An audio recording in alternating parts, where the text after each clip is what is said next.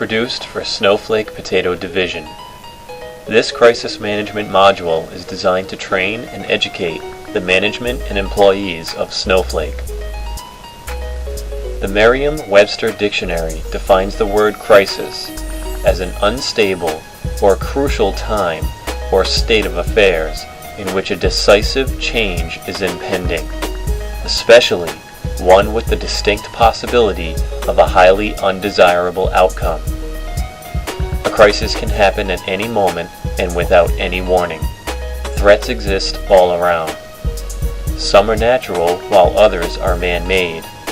In order to counter them in an appropriate and timely manner, one must be aware of the problems that could possibly arise and which disasters could strike us without a moment's notice.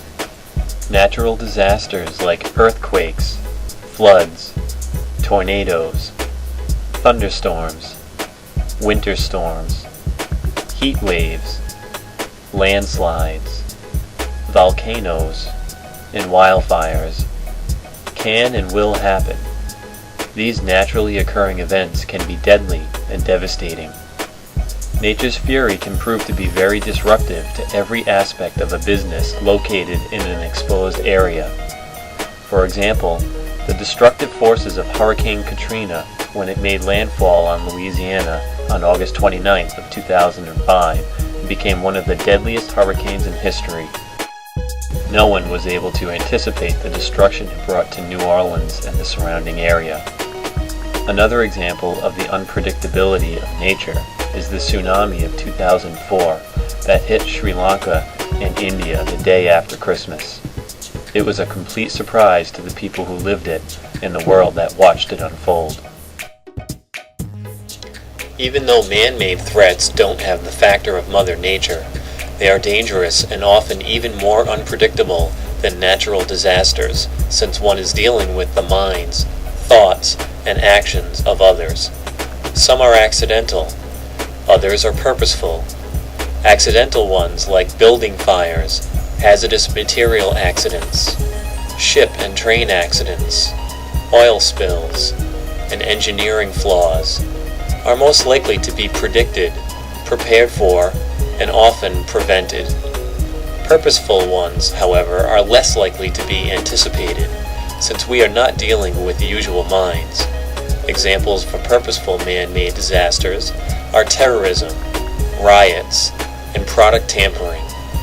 In addition, one also needs to consider the problems that derive from public scandals and competitive pressures. On September 11th of 2001, the United States experienced one of the most horrifying terrorist attacks in its history when several airplanes were hijacked and purposefully crashed into the World Trade Center towers in New York City and the Pentagon in Washington, D.C. Public scandals like Enron's 2001 accounting scandal, which cost thousands of people their retirement plans, and Martha Stewart's 2002 insider trading scandal, make one question today's business ethics and standards. Product tampering occurred, for example, to Tylenol in 1982 and 1986, Excedrin and Lipton Cup of Soup in 1986, Sudafed in 1991, and Goody's headache powder in 1992.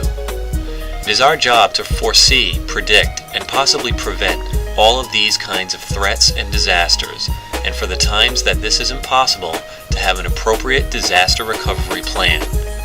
We'll now take a closer look of how Johnson & Johnson's reaction and handling of the Tylenol tampering crisis is one of the best examples of proper crisis management. Beginning on September 29, 1982, and spanning over the next 3 days, 7 people died in Illinois from apparent cyanide poisoning. Arlington Heights firefighter Philip Capitelli discussed the unbelievable deaths with his friend Richard Keyworth, a firefighter from Elk Grove. By chance, Keyworth mentioned the victim from his area had taken Tylenol before dying. Capitelli confirmed that all 3 victims from the Arlington Heights area had ingested Tylenol as well, and suggested that maybe all the deaths were related to Tylenol. Their suspicions were confirmed once the Tylenol bottles were removed from both homes and tested.